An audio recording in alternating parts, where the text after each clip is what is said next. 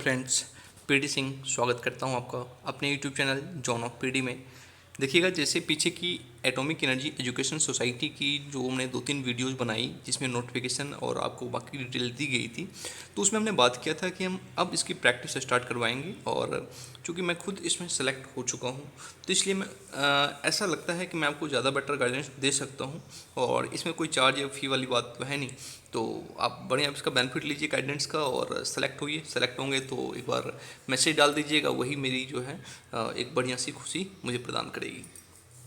चलिए, तो इसमें हम एक श्रृंखला लेके आ रहे हैं आपके लिए एटॉमिक एनर्जी एजुकेशन सोसाइटी की all previous years question paper practice को लेकर के। आप हमारे साथ बढ़िया तरीके से और जुड़े रहने के लिए हमारे जो सोशल मीडिया हैंडल्स हैं, लाइक टेलीग्राम चैनल पे आप पीडी सिंह सर के नाम से सर्च करेंगे तो वहाँ पे आप ज्वाइन कर सकते हैं। इंस्टा, फेसबुक, इन चीज़ों पे आप ज्वाइन कर सकते हैं। देखिएगा, जो हमने आपसे प्रॉमिस किया था उस काम को हम करेंगे। सबसे पहले जो हमें करना भी हिंदी का, देखिएगा हिंदी के 10 क्वेश्चन रहते हैं, आपको बताया गया था। तो अगर मगर करना इसका अर्थ क्या है? तो अगर मगर करना इसका अर्थ होगा रूठे को मनाना, इधर की बात उधर करना नहीं, बहाने करना, है ना। कोई किसी काम को करने में अगर मगर करता है इसका मतलब है कि बहाने बना रहा है। दूसरा देखिएगा, जो दूसरों के सहारे जीवित रहे, है ना। ईवीएस में आपका इसके कॉन्सेप्ट है कि भैंस और बगुला एक दूसरे के सहारे जीवित रहते हैं, क्योंकि बगुला जो है भैंस के कीड़े खाता है, और जो भैंस है उसके कीड़े जब बगुला खा जाता है तो भैंस को जीने में आसानी होती है। तो ऐसे जीव को क्या कहा जाता है? तो ऐसे जीव को कहा जाता है परोपजीवी। तीसरा क्वेश्चन देखें, जो बहुत बातें करता है उसे क्या कहते हैं? वचनीय, बहुज्ञ, बातुनी, बधिर। तो उसका करेक्ट आंसर होगा बातुनी। जो बहुत ज़्यादा बातें करता है उसे कहते हैं बातुनी। रोग जिसका उपचार संभव ना हो, जिस रोग का उपचार संभव नहीं उसे क्या कहेंगे? उसे कहेंगे असाध्य। असाध्य रोग होता है वो। नेक्स्ट देखिएगा, और जिसके क्वेश्चन है, मतलब आप देख सकते हैं यहाँ पर कि हिंदी का जो लेवल है बहुत ज़्यादा हाई नहीं है, लेकिन हाँ, यदि पढ़ के नहीं जाएंगे या पेपर के ड्यूरेशन में आपका प्रेजेंस ऑफ माइंड नहीं है तो आप वहाँ पर गलती कर बैठेंगे। नेक्स्ट देखिए, एडॉप्ट शब्द का हिंदी पर्यायी शब्द कौन सा होगा? एडॉप्ट का हिंदी में अर्थ क्या होगा? अनुकूल करना, निपुण होना, विज्ञापन करना, गोद लेना। तो एडॉप्ट का मतलब होगा गोद लेना। नेक्स्ट, हिंदी भाषा की सबसे छोटी इकाई कौन सी है? तो हिंदी भाषा की सबसे छोटी इकाई होगी भी वर्ण। वाक्य तो बहुत बड़ा हो जाता है। व्यंजन शब्द, तो व्यंजन में भी आप देखेंगे जैसे क की बात करते हैं तो क क्या है? उसमें आपका क जमा अ, दो चीज़ें जुड़ी हुई हैं। जब हम वर्ण की बात करते हैं इसमें आपका अ भी आ जाता है, ध्वनि भी कहते हैं इसे। तो वर्ण या ध्वनि भाषा की सबसे छोटी इकाई है। अटल शब्द का अर्थ क्या है? अटल शब्द का अर्थ होगा दृढ़। नेक्स्ट, दिए गए विकल्पों में से उचित शब्द से रिक्त स्थान की पूर्ति कीजिए। प्रत्येक भारतीय को भारतीय सेना पर गर्व है, नहीं, घमंड। घमंड जो है ना एक नेगेटिव वर्ड हो जाता है, घमंड नहीं होता है। ये पाकिस्तान वालों को अपनी आर्मी पे घमंड होता है, जो कि टाइम टू टाइम इंडिया वाले तोड़ते रहते हैं, है ना। हम लोगों को अपनी सेना पर क्या है? गर्व है, प्राइड है। प्राइड या प्राउड? प्राउड है। नेक्स्ट, इनक्रेडिबल इंडिया का मान्य हिंदी अनुवाद है। इनक्रेडिबल इंडिया के लिए कौन सा शब्द यूज किया जाता है बार बार? आप देखते होंगे विज्ञापन, एडवर्टाइजमेंट, प्रचार में भी बहुत सारी चीज़ें आती रहती हैं। अच्छा भारत, सोने की चिड़िया, भारतवर्ष, अतुल्य भारत। अतुल्य भारत का आमिर खान ने इसका प्रचार भी किया था।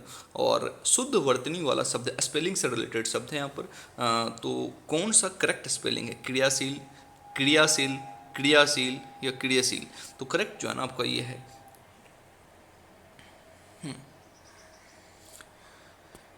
क्रियाशील। नेक्स्ट, 10 क्वेश्चन आपका हिंदी का है। और देखिएगा, हिंदी और इंग्लिश का जो लास्ट वाला है ना, सब्जेक्ट स्पेसिफिक जो आपको बताया गया है, उसमें भी हिंदी और इंग्लिश का पोर्शन देखने को मिलेगा आपको। तो स्टार्टिंग में 10 क्वेश्चन हो गए हिंदी के। अब हम 10 क्वेश्चन देखेंगे इंग्लिश का। ये जो क्वेश्चन है आपका प्रीवियस ईयर का है, मेरे बनाए वो नहीं है, एटॉमिक एनर्जी का ही पेपर है। तो इसमें आप आराम से पेपर का अंदाज़ा, पेपर का पैटर्न, कौन से टॉपिक से क्वेश्चन बनता है, आप वो सारी चीज़ें आराम से देख सकते हैं। पहला देखिए, क्वेश्चन नंबर 11 एंड 12, ये दोनों एक तरह के क्वेश्चन है। इसमें कहा जा रहा है choose the best suited synonym of the synonym, यानी समानार्थी शब्द पूछा गया है इसमें। जो पहला है एनोमैली। एनोमैली का सिनोनिम यानी समान अर्थ वाला शब्द कौन सा है? एनोमैली का मतलब होता है कि अनियमितता, गड़बड़ी। तो नॉर्मल का मतलब तो सामान्य हो गया, तो ये तो होगा नहीं। स्ट्रेट भी नहीं होगा। इरेगुलरिटी एंड इंटीग्रिटी, तो इरेगुलरिटी इज करेक्ट, क्योंकि इसका मतलब भी गड़बड़ी होता है, अनियमितता होती है। Next, abstruse. एब्स्ट्यूज का मतलब होता है जो समझने में आसान ना हो, जिसको समझने में मेहनत करनी पड़ी। तो सोई, एविडेंट, स्किलफुल, कंसील्ड। जो चीज़ें कंसील्ड की हुई हैं यानी जो चीज़ें छुपी हुई हैं तो उनको समझने में क्या करना पड़ेगा, हमें स्पेशल एफर्ट करना पड़ेगा, थोड़ी सी ज़्यादा मेहनत करनी पड़ेगी। यानी ये जो है ना आपको, ये इसका क्या है, सेम मीनिंग वाला शब्द है। Next, choose the best suited antonym, यानी 2 क्वेश्चन हो गए सिनोनिम का और 2 क्वेश्चन हो गया आपका एंटोनिम का। क्वेश्चन नंबर 13 एंड 14 आपका एंटोनिम से रिलेटेड है। इसमें देखिएगा जो पहला वर्ड है कंसेंसस। कंसेंसस का मतलब क्या होता है, सर्वसम्मति, जिसमें सभी लोग सहमत होते हैं। तो इसका अपोजिट मीनिंग वाला वर्ड ढूंढना है। एग्रीमेंट की जब हम बात करते हैं, 2 लोग एग्रीमेंट करते हैं यानी समझौता करते हैं, यानी उन दोनों की सहमति होती है, तो ये तो सेम मीनिंग वाला हो गया। डिसएग्रीमेंट यानी सहमति की स्थिति नहीं है, तो ये हमारा आंसर हो सकता है, लेकिन आगे और देख लेते हैं। क्वालिटी नहीं, स्पेशल केस नहीं, हाँ, तो यही हमारा करेक्ट आंसर हो गया, डिसएग्रीमेंट। नेक्स्ट है आपका फेकलेस। फेकलेस का अपोजिट ढूंढना है हमें। तो फेकलेस में वीक, केयरफुल। फेकलेस का मतलब क्या होता है भाई, आपका जो बिल्कुल ही लापरवाह टाइप का व्यक्ति है। तो इसका अपोजिट ढूंढेंगे तो इसका अपोजिट हो जाएगा आपका केयरफुल। केयरफुल, केयरलेस तो होगा नहीं, केयरलेस भी खुद भी लापरवाह हो गया, अनलकी भी नेगेटिव वर्ड हो गया, वीक भी नेगेटिव वर्ड हो गया। फेकलेस जो है एक नेगेटिव वर्ड है, जिसका जो अपोजिट होगा एक पॉजिटिव वर्ड होगा, और positive word is a single word hair, careful. Next देखिएगा, इसमें 4 क्वेश्चन कर लिया हमने इंग्लिश का, 6 क्वेश्चन इंग्लिश के और करेंगे। ये देखिए, अब जो है क्वेश्चन आपका चूज द, क्वेश्चन नंबर 15 और 16 2 क्वेश्चन है आपको सब्सटीट्यूट, वन वर्ड सब्सटीट्यूट होता ना, एक लाइन के बदले एक शब्द का प्रयोग करना होता है, उसमें से 2 क्वेश्चन है। Which can not be removed, यानी जिसे नहीं हटाया जा सकता है। पहला है आपका इंडेलिबल। मैं आपको आंसर बताऊं तो पहला ही करेक्ट आंसर है इसमें, क्योंकि इसी का मतलब होता है ऐसी चीज़ जो नहीं मिटाई जा सके, जो नहीं हटाई जा सके। इलेजिबल, मिस एंथ्रोपिस्ट, ये तो आपका होता है जो इंसान से, मानव से घृणा करता है। एडिबल यानी खाने लायक चीज़। One who is new to a profession, यानी किसी प्रोफेशन में कोई नया व्यक्ति, मान लीजिए आपकी ज्वाइनिंग हो जाती है एटॉमिक एनर्जी एजुकेशन सोसाइटी में, तो वहाँ के जो पुराने टीचर्स हैं वो आपको क्या कहेंगे।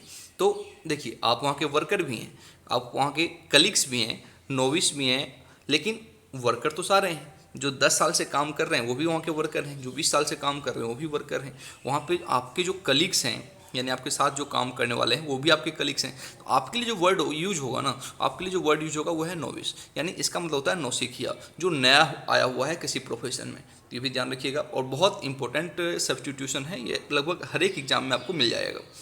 क्वेश्चन नंबर 17 और 18 2 क्वेश्चन जो है आपको वो है एप्रोप्रिएट ऑप्शन।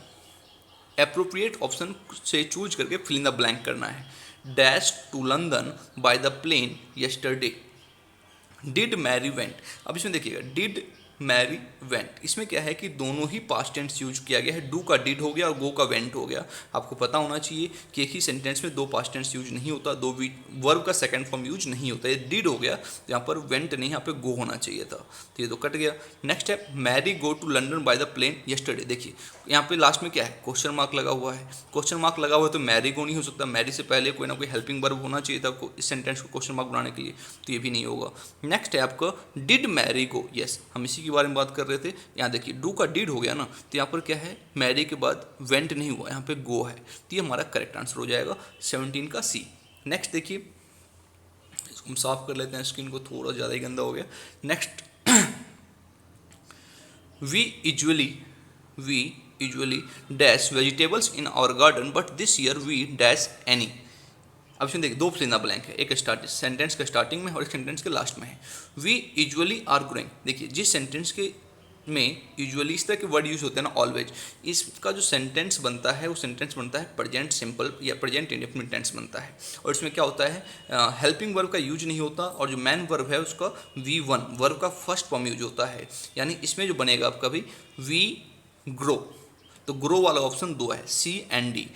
तो ए को काट देते हैं, बी को काट देते हैं, बच गया सी और D. We usually grow vegetables in our garden but this year we are not growing any, we don't grow, तो वी आर नॉट ग्रोइंग, ये वाला करेक्ट होगा। इसमें टेंस की प्रैक्टिस कर लीजिएगा थोड़ा सा, ये आपको काम करेगा।